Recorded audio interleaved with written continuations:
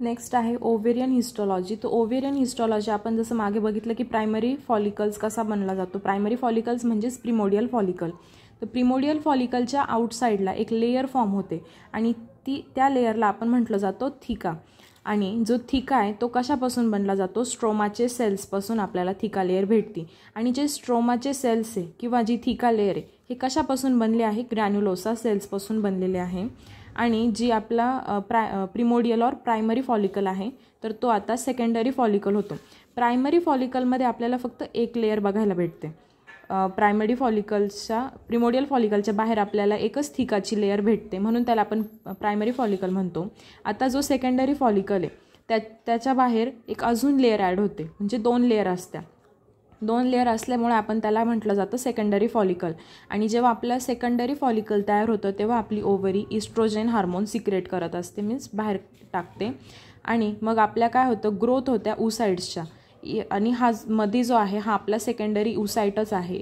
तर या ऊसाइटची काय होते, ग्रोथ होते मध्ये. आणि ग्रॅन्युलोसा सेल्स म्हणजे हे जे कवरिंग्स आहे आउटसाईडच्या आपल्या, तर त्या आउटसाईडच्या कवरिंग्स म्हणजे थिका लेअर म्हणतो आपण. तर त्या आपण कशापासून बनलेले आहे, ग्रॅन्युलोसा सेल्सपासून बनले आहे.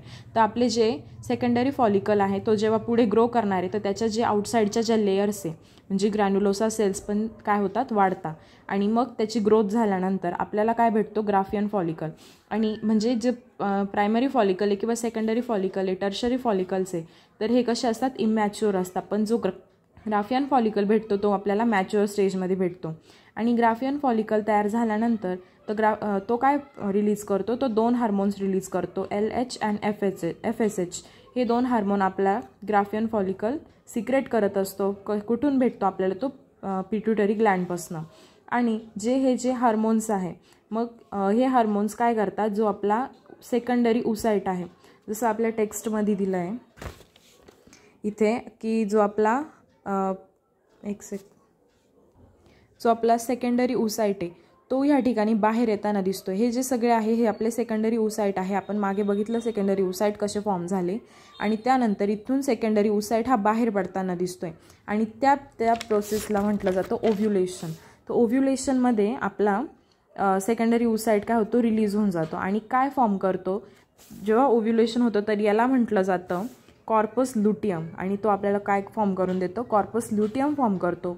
आणि जर फर्टिलायझेशन झालं, आता इथे फर्टिलायझेशन म्हणजे पिरियड्समधने जेव्हा फर्टिलायझेशन होतं तर तेव्हा प्रोजेस्टेरॉन हार्मोन रिलीज करतो. कोण करतं, तर corpus luteum progesterone hormone release करतं जर फर्टिलायझेशन झालं तर. आणि जर फर्टिलायझेशन नसेल झालं तर कॉर्पस लुटियम कॉर्पस अल्बिकन्समध्ये फॉर्म होतो. आणि कॉर्पस अल्बिकन्स एकदम अशी ड्राय सेल असते. इथे हा कॉर्पस लुटियम आहे, हा कॉर्पस लुटियम आपल्याला प्रोजेस्टेरॉन हार्मोन सिक्रेट करतो. पण जर प्रेग्नन्सी नसेल तर तो काय होतो, एक कॉर्पस अल्बिकन्स बनतो. आणि प्रोजेस्टेरॉन जो हार्मोन आहे तो का सिक्रेट होतो जेव्हा फर्टिलायझेशन होतं, तर प्रोजेस्टेरॉन हार्मोन हे आपलं जे युटेरस आहे ते थिक करायला हेल्प करतं, हेल्दी बनवतं. जेणेकरून जर प्रेग्नन्सी राहिली तर आपल्या युटेरसमध्ये आपलं बाळ सेफली राहील, त्यासाठी प्रोजेस्टेरॉन हार्मोन सिक्रेट होतो.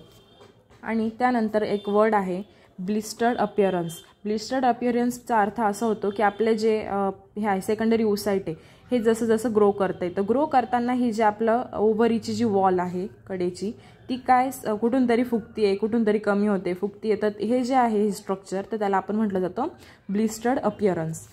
त्यानंतर ग्राफियन फॉलिकलचं स्ट्रक्चर आहे. तर ग्राफियन फॉलिकलच्या स्ट्रक्चरमध्ये सगळ्यात मध्ये हा आपला सेकंडरी ऊसाइट आहे.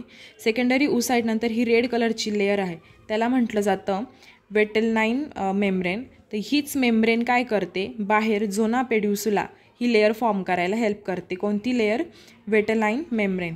आणि वेटेलाइन मेम्ब्रेनच्या बाहेर हे जे ब्ल्यू कलरचे वेटेलाइन मेम्ब्रेनच्या बाहेर झोना पेड्युसुला आहे. आणि झोना पेड्युसुलाच्या बाहेर म्हणजे की जो आपला हे जे स्ट्रक्चर आहे याच्या पूर्ण जे सराउंडिंगचं आहे याला म्हटलं तर क्युम्युलस ऑफरस असं हे जे पूर्ण सराउंडिंग केलेलं असतं याला ते आहे. आणि त्यानंतर हे जे ग्रीन कलरचे आहे याला म्हटलं जातं डिस्कस प्रोल्युगर्स. हे फक्त ह्या खालच्या इतक्या लेयरला असतं. आणि हे याच्या जे बाहेरचं आहे तर इथे आहे फ्ल्यूड आणि त्याला म्हटलं जातं अँट्रम आणि अँट्रममध्ये असतं फ्ल्यूड. आणि जो ही जी लेयर आहे याला म्हटलं जातं ही जी आतली लेयर याला थिका इंटरना म्हणतो आणि ही जी बाहेरची लेयर आहे याला थिका एक्स्टर्ना म्हणतो. आणि हे जे दोन्ही लेयर्स आहे हे दोन्ही लेयर्स आपल्याला इस्ट्रोजन हार्मोन प्रोड्यूस करून देतात.